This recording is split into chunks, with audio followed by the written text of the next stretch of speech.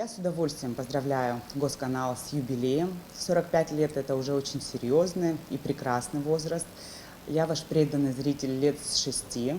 В моей семье всегда смотрели новости и продолжают делать это по сей день. Хочу отметить, что даже сегодня, в век скоростных технологий, когда при наличии интернета можно оперативно получить информацию к любой новости, для меня телевидение не теряет своей актуальности, мне все так же интересно, потому что телевидение по праву занимает совершенно особую нишу в информационном пространстве.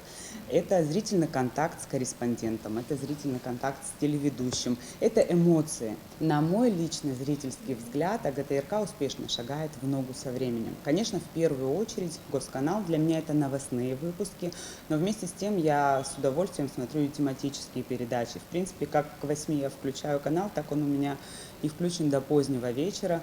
Это, конечно, и Аргама, где поднимаются актуальные, интересные вопросы политики, экономики, социальной жизни. Это и тематические передачи про охоту с Садгуром Бумба, я смотрю, про сельскую жизнь. Это и культурные передачи. Все это довольно важно и интересно. Хочу отметить очень четкую, слаженную работу коллектива АГТРК в период празднования 30-летия Победы в Отечественной войне народа Абхазии. В силу обстоятельств, конечно, побывать на всех мероприятиях не удалось, но когда вечером я посмотрела новостной выпуск, но у меня было прям очень четкое ощущение личного присутствия везде. А надо отдать должное молодой, но уже очень профессиональной команде корреспондентов АГТРК, которые работают не только за кадровым голосом, но и пробуют себя в качестве телеведущих. С удовольствием каждую неделю смотрю «Сапшала», где корреспонденты успешно ведут новостные итоговые выпуски.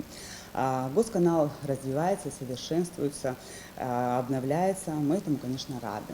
Я в первую очередь желаю вам всем здоровья, а также неиссякаемой энергии, источников вдохновения сделать качественный, хороший продукт, которому мы, ваши телезрители, всегда рады. С юбилеем АГТРК!